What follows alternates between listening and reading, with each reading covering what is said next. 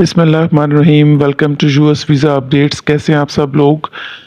आज मैं बात करूंगा IR5 केस के मुतालिक और उसकी बेसिकली इसकी डॉक्यूमेंटेशंस के मुतालिक कि जब इंटरव्यू के वक्त आप जाते हैं तो कौन से डॉक्यूमेंट्स लेकर जाते हैं, और कुछ इनके इंटरव्यू के सवालात के मुतालिक भी बात कर लेंगे।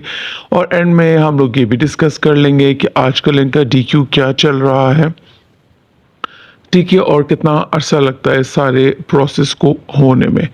तो थोड़ा सा अगर हम IR5 को देखें तो IR5 कौन लोग हैं जो अप्लाई कर सकते हैं, और IR5 जो है वो किस के लिए है। तो IR5 बेसिकली वालिदैन के लिए है, उनके वालिदैन के लिए जो US के शहरी हैं। वो बच्चे अपने वालिदैन को जो 21 साल और 21 साल से ज़्यादा उम्र के हैं, अपने वालिदैन के लिए IR5 वीज़ा अप्लाई कर सकते हैं और अपने पास उनको बुला सकते हैं। उनके वालिदैन को ये फ़ायदा हासिल है कि ना सिर्फ वो उनके पास जाके रह सकते हैं, 5 साल बाद सिटीज़नशिप हासिल कर सकते हैं, बल्कि वहाँ जाकर बग़ैर किसी एम्प्लॉयमेंट ऑथराइजेशन डॉक्यूमेंट्स के वहाँ पर जॉब करने के अहल भी होते हैं। और अगर एक और बात देखी जाए तो ये वीज़ा जो है वो इमीडिएट रिलेटिव में आता है। कोई इसमें एनुअल लिमिट नहीं है, कोई कैप नहीं है, तो ये आसानी से जो है वो इनका जो है वीज़ा लग जाता है बग़ैर किसी फर्दर इंतज़ार के, वीज़ा बुलेटिन के, प्रायोरिटी डेट के, करंट होने के इंसानों के बग़ैर ही इनका वीज़ा जस्ट अप्लाई किया जाता है, अप्रूव होता है, और फिर फर्दर जो DS-260 होता है ये सब कुछ किया जाता है, और इसके बाद इनका इंटरव्यू होता है, उनका वीज़ा जो है वो आसानी के साथ लग जाता है। बाकी क्या प्रोसेस है, क्या चीज़ वैलिडिटी है, वो अगर आप चाहेंगे तो बाद में मैं उसके लिए आपको लिए वीडियो बना दूंगा। मगर आज बेसिकली मैं इंटरव्यूज़ के वक्त जो एक लेटर जो आपको एक इंटरव्यू लेटर मिलता है, और उसके बाद जो है वो आपको कहा जाता है कि क्या क्या चीज़ें आपने लेके जानी हैं, तो वो मेरे पास एक बिल्कुल रीसेंट मौजूद है। उस लिहाज से मैं आपके साथ डिस्कस करना चाहूँगा यहाँ पर कि क्या क्या चीज़ें लेके जानी है। तो सबसे पहले वो इंटरव्यू लेटर जो आपको आया है मेल के थ्रू, यानी मेल आई है, वो उसका आपने प्रिंट आउट निकाल के वो लेके जाना है। उसके बाद आपने अपना ओरिजिनल वैलिड पासपोर्ट लेके जाना है, जो कि कम से कम 6 महीनों के लिए आपका वैलिड होना चाहिए। फिर उसके बाद आपने फ़ोटोज़ लेके जानी हैं, आपने जो कि 2x2 के हों, फ्रंट व्यू होगा, इसमें वाइट उसका बैकग्राउंड होगा और कोई क्रॉप नहीं हुआ वो होगा, बिल्कुल सही होगा। उसके बाद आपने ओरिजिनल बर्थ सर्टिफिकेट लेके जाना है। ये ओरिजिनल बर्थ सर्टिफिकेट जो होगा वो आपके पिटिशनर का होगा, जो आपके लिए पिटिशन दायर कर रहा है, जो आपके बच्चे आपको बुला रहे हैं। वालिदैन जब इंटरव्यू देने के लिए जाएंगे तो पिटिशनर का ओरिजिनल बर्थ सर्टिफिकेट लेके जाएंगे, जो इस बात का सबूत होगा कि वो आपके बच्चे हैं, आप उनके वालिदैन हैं, आपका आपस में रिलेशनशिप है माँ बाप और औलाद का। और इसके अलावा FRC भी हो तो बहुत ज़्यादा अच्छा है, जो कि फैमिली रजिस्ट्रेशन सर्टिफिकेट होता है, एक फैमिली ट्री होती है जिसमें सारी जो है वो डिटेल होती है, नादरा से ये बन जाती है। उसके बाद ओरिजिनल मैरिज सर्टिफिकेट होना चाहिए आपके पास, वालिदैन के पास वालिदैन का अपना ओरिजिनल मैरिज सर्टिफिकेट यानी कि निकाह नामा होना चाहिए विद इंग्लिश ट्रांसलेशन, और अगर इंग्लिश ट्रांसलेशन हो तो और भी अच्छी बात है, बल्कि होना चाहिए मस्ट। और इसके अलावा है कि electronic visa application form DS-260 जो कि आपने इलेक्ट्रॉनिकली सबमिट कराया था, तो DS-260 का कंफर्मेशन पेज जो है आपके पास वो भी मौजूद होना चाहिए। उसके अलावा medical record from one of our embassy, जो आपकी एम्बेसी जो पैनल में आती है, आप जहाँ से बिलोंग करते हैं आप उस जगह की, जैसे अगर आप इस्लामाबाद से हैं तो अजीज़ मेडिकल सेंटर जो है वो वहाँ का जो है वो आपके पास एक मेडिकल रिपोर्ट होनी चाहिए, आइदर आपके पास होगी या फिर वो ऑनलाइन वहीं से कर देंगे उनको। और इसके अलावा supporting documents to establish a strong relationship with your petitioner. Supporting documents होने चाहिए, यानी ये प्रूफ होना चाहिए आपके पास कि आप जो हैं वो आपका और आपके बच्चों का आपस में रिलेशनशिप है, गारंटी है कि आप उनके पेरेंट्स हैं। और उसके अलावा ये है कि इसके लिए बहुत सी चीज़ें हो सकती हैं, पिक्चर्स हो सकती हैं आपकी और आपके बच्चों की, साथ आपकी जो तस्वीर थी, कुछ रीसेंट तस्वीर, कुछ बचपने की तस्वीर आपके बच्चों की। और उसके अलावा ज़ाहिर बात है आपके बच्चे बाहर हैं, वो आपके पैसे भेजते हैं, उस लिहाज से आपके साथ आपकी जो है वो चीज़ें जो हैं वो हो सकती हैं। इसके अलावा जो हैं वो फाइनेंशियल डॉक्यूमेंट्स भी वहाँ पर रिक्वायर्ड होते हैं। फाइनेंशियल डॉक्यूमेंट जो यानी इस लिहाज से भी सपोर्टिंग डॉक्यूमेंट्स, आप अगर उसको दूसरी नज़र से देखें, सपोर्टिंग डॉक्यूमेंट्स इस सेंस में भी कि क्या आप अपने वालिदैन को वहाँ पर सपोर्ट कर सकते हैं जब तक कि आपके वालिदैन वहाँ पर जॉब ना स्टार्ट कर दें। और ज़रूरी नहीं कि सबके वालिदैन ने वहाँ जाके जॉब शुरू करनी है, तो उसी लिहाज से जो वीज़ा ऑफिसर है वो आपके पेरेंट्स की कंडीशन के मुताबिक, यानी वो आपके पेरेंट्स को तो देख रहा है, उनकी एज भी देख रहा है, उसे सब कुछ नज़र आ रहा है, उसे भी पता चल रहा है कि आपके पेरेंट्स वहाँ जाके जॉब करने के अहल नहीं है, तो क्या आया आप इतने ज़्यादा आपके पास है स्पॉन्सर, आप इतना कर सकते हैं कि आप अपने पेरेंट्स को अपने पास ही रखेंगे और वो टोटली आपके ऊपर रिलाय करेंगे वहाँ पर।